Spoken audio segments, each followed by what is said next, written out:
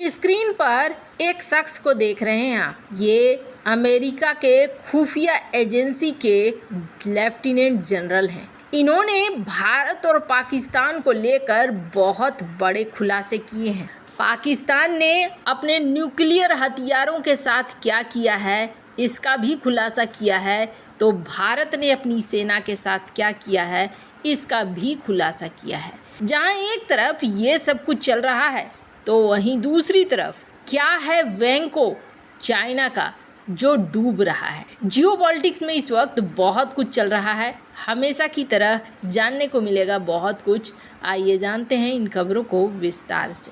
एक ज़माना था जब अमेरिका भारत को पसंद नहीं करता था। किस लेवल का पसंद नहीं करता था इसका अंदाज़ा आप ऐसे लगाइए कि ईरान के मिसाइल और ड्रोन हमलों के बाद इजराइल के जिस रक्षा कवच की खूब चर्चा हो रही है उसका नाम है एरो मिसाइल डिफेंस सिस्टम। और ये मिसाइल डिफेंस सिस्टम अंतरिक्ष में भी ईरानी मिसाइलों के खिलाफ कारगर रहा और सटीक पलटवार किया। एरो ने ईरान की कई बैलिस्टिक मिसाइलों को हवा में ही मारकर गिराकर अपनी ताकत का लोहा मनवाया। इजराइल का एरो 3 मिसाइल डिफेंस सिस्टम लंबी दूरी तक मार करने वाली दुश्मन की मिसाइलों को अंतरिक्ष में रहने के दौरान ही मार गिराने के लिए बनाया गया है। एरो डिफेंस सिस्टम को साल 2017 में सक्रिय किया गया था और इसने पिछले साल नवंबर में हुती विद्रोहियों के एक मिसाइल को मार गिराया था। एरो सिस्टम का जन्म इराक के 42 स्किड मिसाइल दागने के बाद हुआ था। इस एयर डिफेंस सिस्टम को इजराइल दोस्त भारत को देना चाहता था, लेकिन अमेरिका ने अड़ंगा डाल रखा। साल 1991 की बात है। खाड़ी युद्ध के दौरान इराक ने इजराइल की राजधानी तेल अवीव और हाइफा शहर पर 42 स्किड मिसाइलों से हमला बोला था।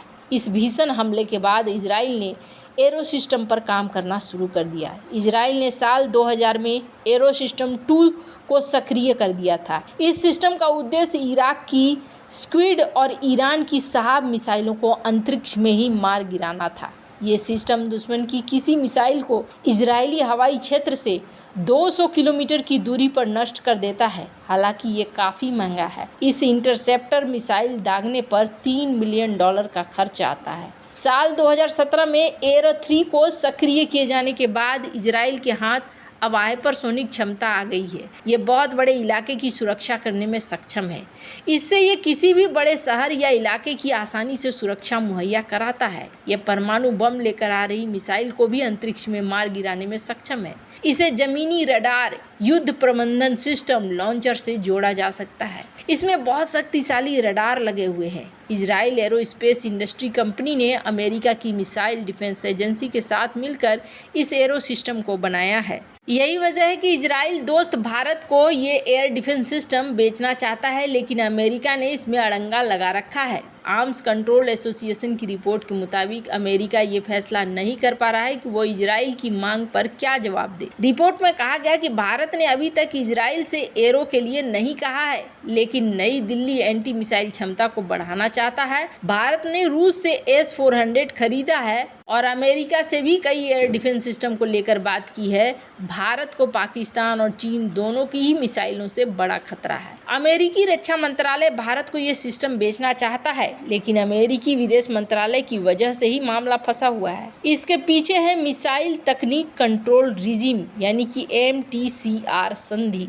ये संधि 500 किलो के वॉरहेड से लैस 300 किलोमीटर से ज़्यादा की दूरी तक मार करने वाली मिसाइल को देने से रोकती है। एरो सिस्टम में ये क्षमता है। MTCR मिसाइलों के ट्रांसफर को नहीं रोकता है, लेकिन इसमें कहा गया है कि ये बहुत कम होना चाहिए। इसमें काफ़ी जांच भी होती है। खुद व्हाइट हाउस के अधिकारी मानते हैं कि MTCR संधि बहुत कठोर है। वहीं अमेरिकी अधिकारियों का कहना है कि अमेरिका को इसका रास्ता तलाश करना चाहिए ताकि विदेशी सरकारों की सप्लाई की जा सके।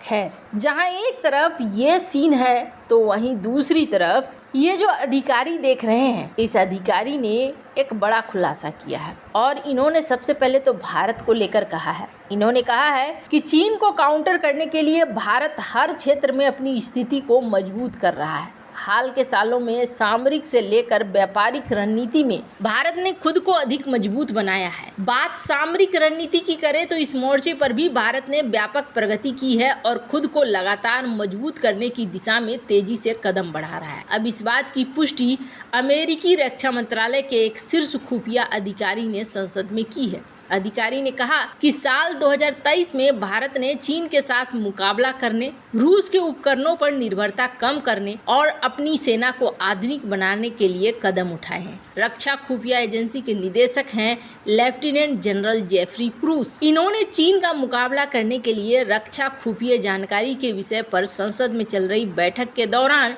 संसद को बताया कि पिछले साल भारत ने G20 के आर्थिक शिखर सम्मेलन की मेजबानी करके खुद को वैश्विक अगुवा के रूप में प्रदर्शित किया है और पूरे हिंद प्रशांत क्षेत्र में PRC की गतिविधियों का मुकाबला करने की इच्छा जाहिर की है। खुफिया अधिकारी ने कहा कि भारत ने प्रशिक्षण और रक्षा बिक्री के माध्यम से फिलीपींस जैसे क्षेत्रीय दक्षिण चीन सागरदारों के साथ हिंद प्रशांत क्षेत्र में साझेदारी की है। अमेरिका, ऑस्ट्रेलिया, फ्रांस समेत जापान के साथ अपने सहयोग को और मजबूत किया है। रक्षा खुफिया एजेंसी के निदेशक लेफ्टिनेंट जनरल जेफरी क्रूस ने कहा कि साल 2023 में भारत ने चीन से कंपटीशन करने और रूसी उपकरणों पर अपनी निर्भरता कम करने के लिए अपनी सेना को आधुनिक बनाने के लिए कदम उठाए। भारत ने स्वदेश निर्मित विमान वाहक पोत का समुद्री परीक्षण किया। प्रमुख रक्षा टेक्नोलॉजी के हस्तांतरण पर कई पश्चिमी देशों के साथ बातचीत भी की। क्रूस ने कहा कि रूस भारत का सबसे बड़ा रक्षा साझेदार है और भारत ने रूस से सतह से हवा में मार करने वाली S-400 मिसाइल प्रणाली जैसी खरीद जारी रखी। उन्होंने सांसदों से कहा कि भारत सरकार आगामी लोकसभा चुनाव को सुरक्षित करने, आर्थिक विकास को बनाए रखने, अपने मेक इन इंडिया पहल को सैन्य आधुनिकीकरण के लिए तैयार करने पर ध्यान केंद्रित करेगी, जिसका उद्देश्य चीन का मुकाबला करना है। भारत और चीन के बीच साल 2020 में गलवान में हुए संघर्ष के बाद से ही दोनों देशों के बीच द्विपक्षीय संबंध तनावपूर्ण बने हुए हैं। क्रूस ने सांसदों को बताया कि साल 2023 में भारत और चीन के बड़े नेताओं ने पूर्वी लद्दाख के 2 स्थानों पर विवाद सुलझाने के लिए 20वें दौर की वार्ता की, लेकिन ये विफल रही। ऐसे में दोनों देशों ने क्षेत्रों में लगभग 50,000 से 60,000 सैनिकों को तैनात किया हुआ है। सीमा के पास अपने सैन्य बुनियादी ढांचे में लगातार सुधार कर रहे हैं। क्रूस ने सांसदों को बताया कि पाकिस्तान ने कश्मीर के बारे में भारत के साथ अपने विवाद को सुलझाने के लिए UNSC सहित अंतर्राष्ट्रीय समर्थन मांगा है। दोनों देशों ने फरवरी 2021 से नियंत्रण रेखा पर एक असहज युद्ध विराम बनाए रखा है। क्रूस ने पाकिस्तान पर भी खुलासा किया और कहा कि अभी तक पाकिस्तान में परमाणु हथियार सुरक्षित हैं और आर्थिक उथल-पुथल के बावजूद ये परमाणु हथियारों का आधुनिकीकरण करने में लगातार प्रयास कर रहे हैं। ये जो खुलासा किया गया है, ये खुलासा बहुत ही खास है। फिर भी आपको बता दें, ये चीज़ें बहुत लंबी नहीं चलने वाली है जब तक कि पाकिस्तान इकोनॉमिक तौर पर स्थिर नहीं होता है। अगर उसे कहीं से कोई फंड नहीं मिलता है तो पाकिस्तान के लिए बहुत मुश्किल है। 8 अरब डॉलर के साथ आप अपने विदेशी मुद्रा भंडार को लेकर नहीं चल सकते हैं। वैसे आपको क्या लगता है? कमेंट कर अपनी राय जरूर बताएं। जल्द मिलते हैं अगली वीडियो में नई खबर के साथ।